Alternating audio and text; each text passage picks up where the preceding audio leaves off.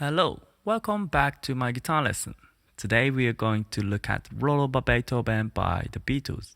The song is originally written by Chuck Berry, but this cover version by the Beatles is something worth learning, as it has a supreme guitar solo by Harrison and the driving rhythm guitar by Lennon.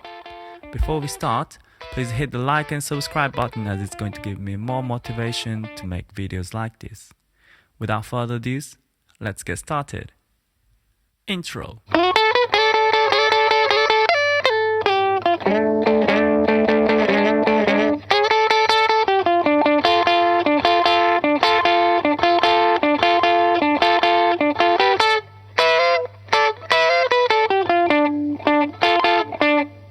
Now I'm going to play the first half of the intro very slowly.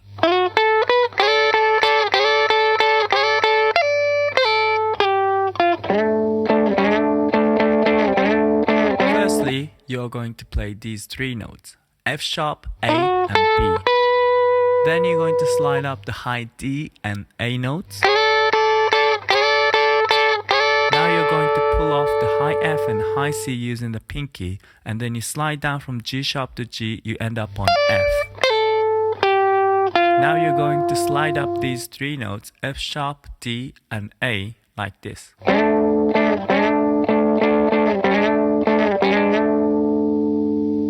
Now I'm going to play the second half of the intro very slowly.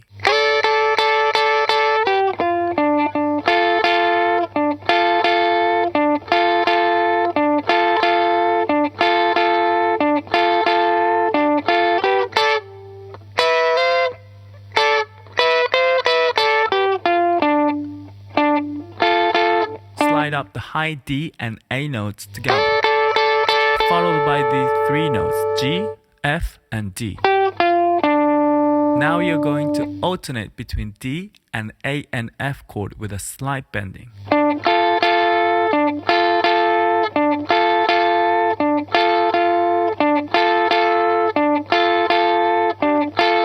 You end it with a B and G chord. Now you're going to play high D and A chord, followed by sliding up from B and E chord to F and C chord using the ring finger. Now you're going to play a similar phrase, but you pick each note instead of sliding. Once you reach the F and C chord, you go back the way you came.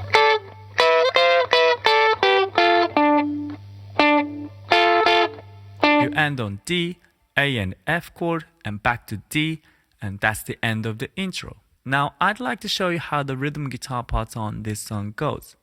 If you're not interested in learning the rhythm parts and just want to learn the guitar solos, please skip to the later section of this song. The main groove on John's rhythm guitar goes like this.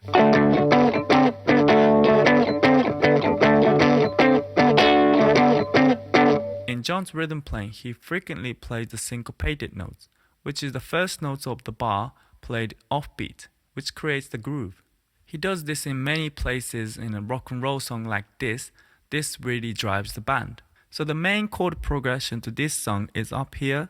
Play along while I go through the first verse.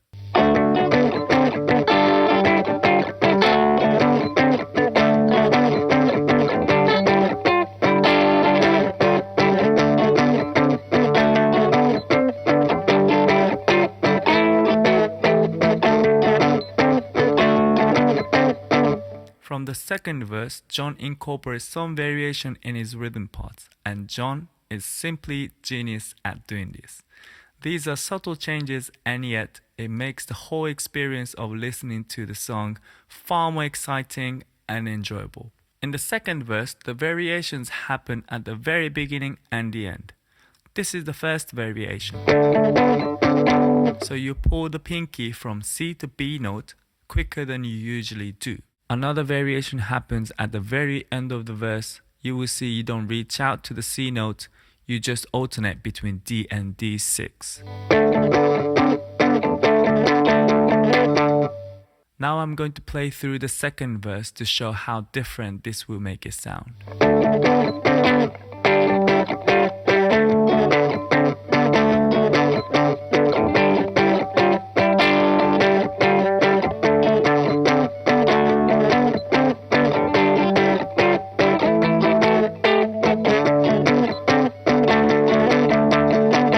So that was the second verse. In the third verse, the variations happen in 3 places. The first variation is exactly the same as the first variation you had in the second verse. Like that. Now the second variation happens on the 9th bar, where you go from G7 to A7. As you move on to the A7th chord, it's important that you syncopate the very first note. It also heavily syncopates the first note of the next bar as well. The last variation of this verse is on the 11th and the 12th bar, where you only alternate between D and D6. John seems to treat this rhythm pattern as a build-up to the climactic parts of the song. So you will see this come up later on the song. Now I'm going to play through the entire third verse.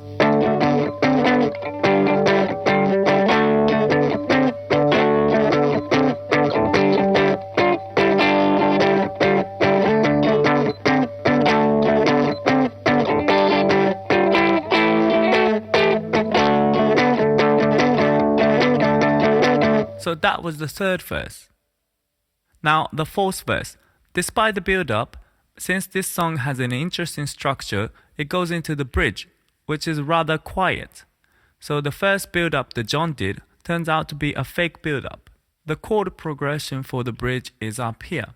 Firstly, I'm going to play through the whole section.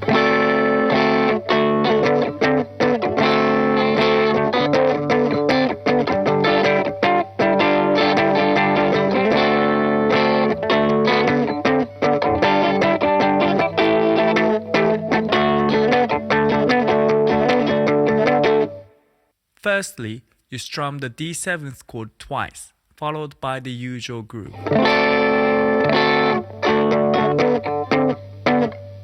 The second time around, the first 2 strums are the same, though the groove pattern changes slightly. On G7s, the first half is the same group, the second half is the variation. As you go back to the D7s, you played exactly the same pattern as the first 2 bars of this verse. Lastly, the G7s and the D7s have the variations.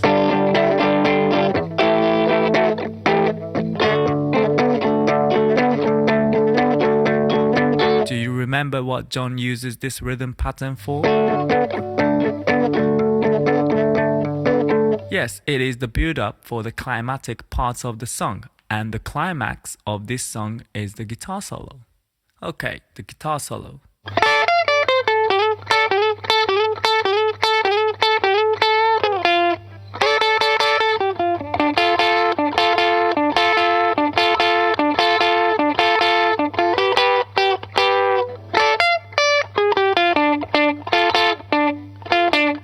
Now I'm going to play through the first half of that guitar solo very slowly.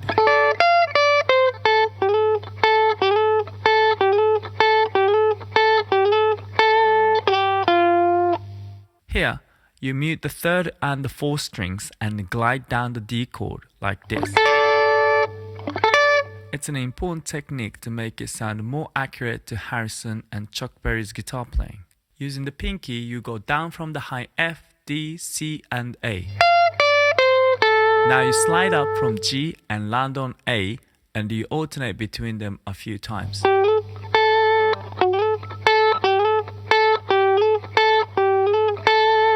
You quickly slide down from G sharp to G, you end up on F.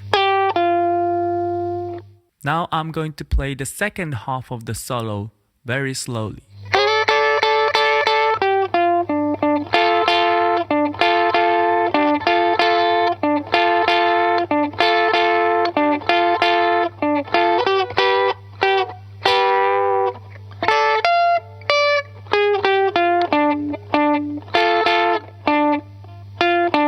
In the first 4 bars, the phrases are identical to the ones that are played in the intro, so I'm going to quickly skip this.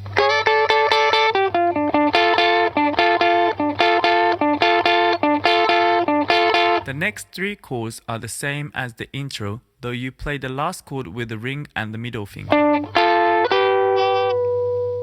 Now you're going to play these two notes 3 times, but each time you play slightly differently.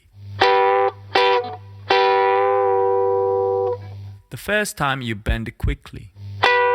Second time you don't bend at all. And then you bend up and down as you hear a slight downward shift in the pitch. Again, you mute the third and the fourth strings and glide down the D chord, followed by the high F and D using the pinky. Then you go down from G sharp, G, F.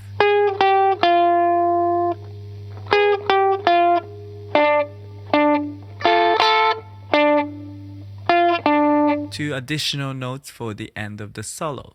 Now I'm going back to the John's rhythm part.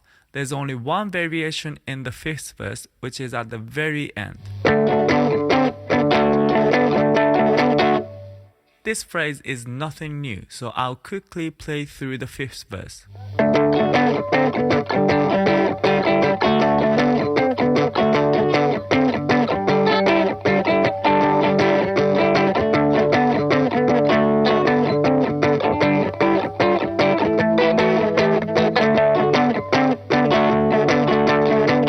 That was the 5th verse.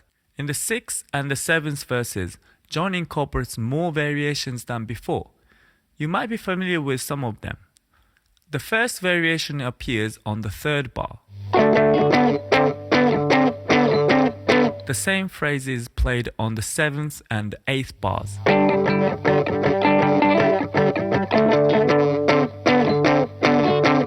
On the G7th on the 9th bar, you pull the pinky quickly from F to E, followed by the syncopated push on the A7th. There's also a variation on the D7th.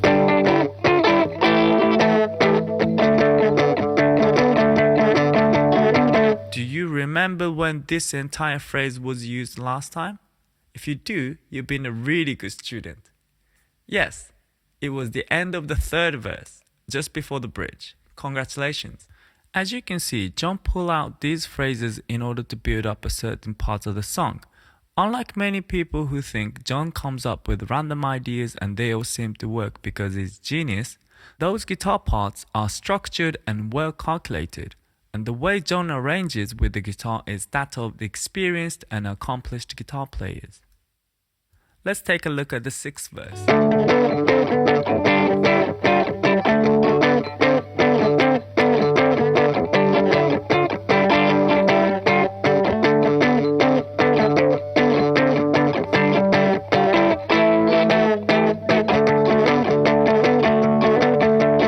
That was the 6th verse. In the 7th verse, the first variation appears on the 5th verse. On the following D7s, you play the simpler version of the groove. As this is the last verse before the outro, you go straight to the A7th chord on the 9th bar, played at the lower position. Now I'm going to play the 7th verse up to that point.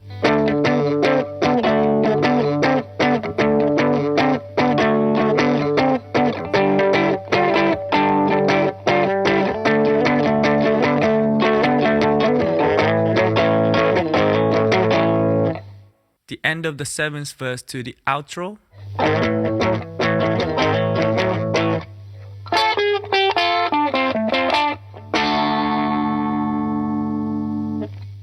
I'm going to play this very slowly.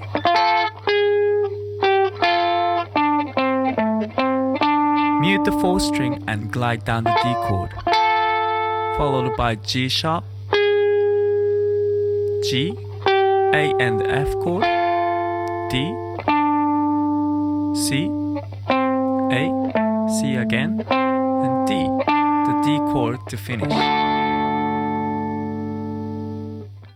I understand going from that A7th chord to that outro phrase is a little bit awkward to do, as the positions are far away from each other, and you're not meant to play George's part and John's part at the same time. So alternatively, you could play that A7th chord at the higher position as George does live.